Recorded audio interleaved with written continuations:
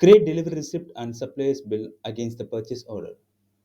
Once we converted the RFQ into purchase order, then we need to validate the delivery receipt and complete the bill payment. Open the purchase order that we created. Here you can see a receipt smart button. It's a delivery receipt. Click the delivery receipt and validate. Okay, apply. Now the delivery is get validated. Once the delivery receipt is validated, then we can create the bill. Create bill.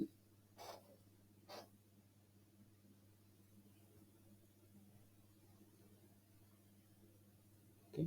So the vendor bill get created here. Here you can see the smart button. Open the vendor bill and confirm the bill. Okay, date is required. Okay, bill date is today's date. Save and confirm. Okay, once the bill is confirmed, then we can make a payment.